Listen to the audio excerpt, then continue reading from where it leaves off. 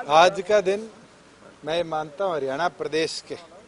हर युवा के लिए एक ऐतिहासिक दिन है, जहां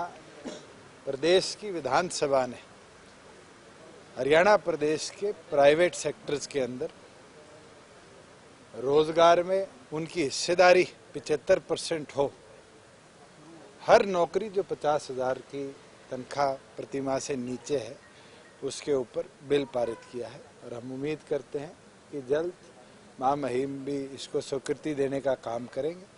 और हरियाणा प्रदेश के अंदर आने वाले समय में जितनी भी एम्प्लॉयमेंट आएगी उसके अंदर हमारे युवाओं को 2/3 नहीं 3/4 हमारे युवाओं को हम रोजगार में रिजर्वेशन दे पाएंगे। मेरा ये मानना है कि हरियाणा सरकार ने बड़ी स्टडी करने के बाद, अलग अलग प्रदेशों के एक्ट्स को समझने के बाद, कैसे गुजरात में, आंध्रा में, महाराष्ट्र में, मध्य प्रदेश में, उत्तराखंड में, हिमाचल में reservation for private employment act पास हुआ है, उसको स्टडी कर एक ऐसा आज बिल लाने का काम किया है जो केवल मात्र आज वाले युवा को नहीं, आज से 5 से 10 साल बाद तक के युवा को एक ताकत देगा। उसको एक स्पेसिफिक सेट ऑफ स्किलिंग हम भी प्रोवाइड करेंगे कि वो डायरेक्टली अपनी ग्रेजुएशन के बाद, अपने डिप्लोमा के बाद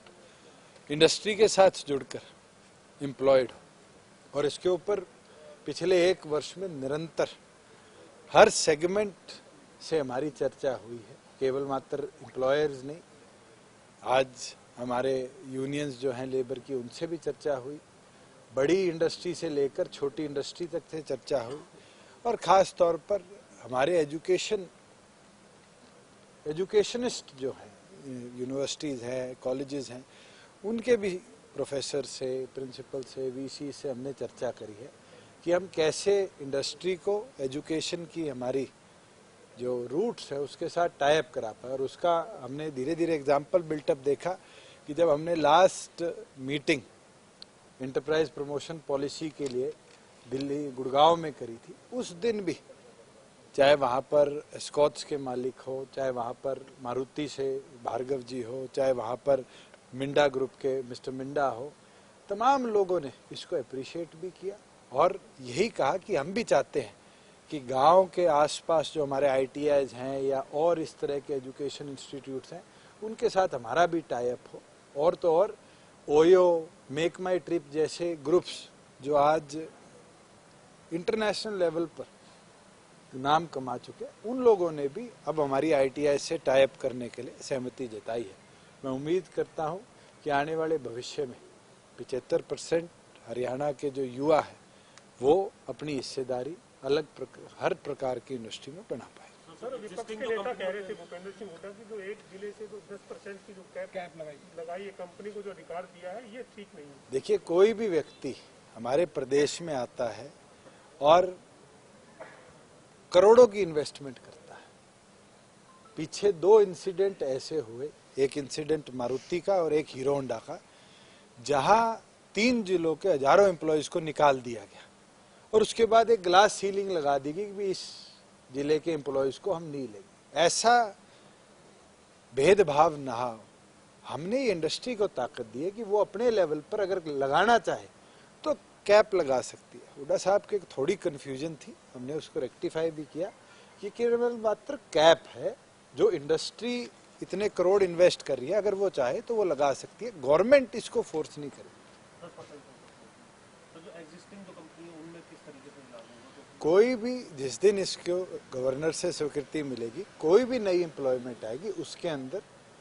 आने वाले समय में अगर 4 नौकरी आएंगी तो 3 हरियाणा के मूल निवासियों के लिए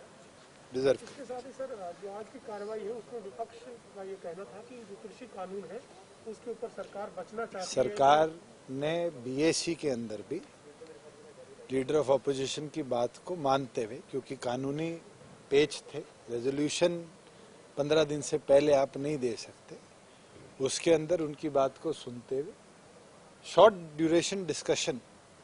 कल उनकी स्वीकार करी है। और मुख्यमंत्री ने हाउस ऑफ द फ्लोर कहा है, फ्लोर ऑफ द हाउस पे, कि हम अगर चाहेंगे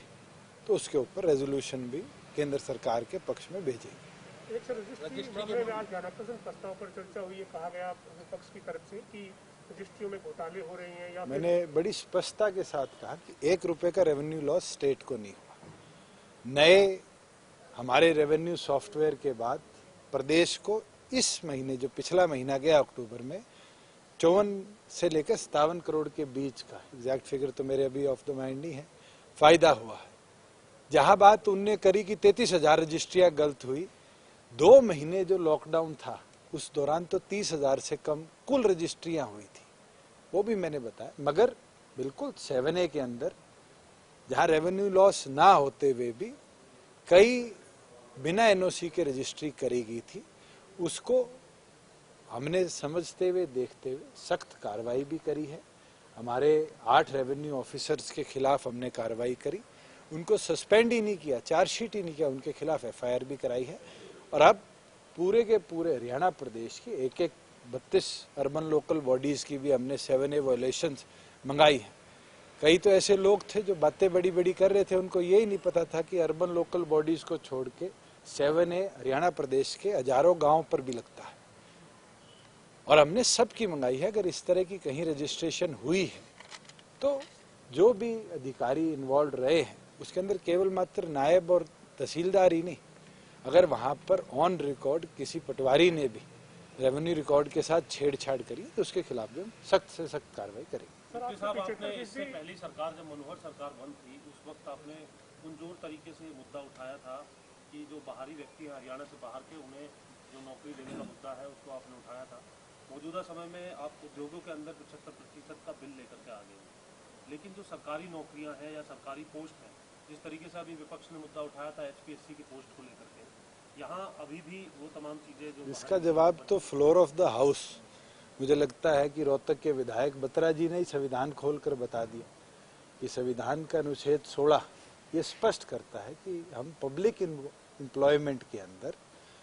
हम किसी प्रकार से भी इस तरह की रिजर्वेशन नहीं ला सकते, बल्कि प्राइवेट के अंदर जहां हम ला सकते थे हमने अपनी कमिटमेंट को पूरी तौर पर। 75% के मामले में आपकी पार्टी के विधायक इसको गलत कानून बता रहे हैं, उन्होंने कहा कि ये नहीं आना चाहिए। आप सारे पत्रकार साथी हैं, कोई आज से रिपोर्टिंग नहीं कर रहे। शायद साल पहले इसी 75% पे तो उनको नारनौंद के युवाओं ने वोट दिए थे, और मेरे को तो एक चीज नहीं समझ आई कि 75% के अंदर देश के 4 हिस्सों के बंटवारे कहां से आ गए। मुझे तो ये चीज नहीं समझ आई कि देश टूट जाएगा, देश बट जाएगा, जबकि वो कोई अनपढ़ विधायक नहीं है, विद्वान है, वकील है। उनको ये पता होना चाहिए कि एक नहीं अनेकों राज्यों के अंदर आज ये कानून लागू है। मैं तो इतना बोलना चाहूंगा कि कई बारी उम्र के साथ साथ सर पंचायती शामला भूमि अधिनियम संशोधित जो है उसमें क्या नया अमेंडमेंट है सर, वो समझ नहीं सर हम अगली बात तो पंचायत की भूमि पर अलग अलग जगह इंक्रोचमेंट है और बड़ी मात्रा पे,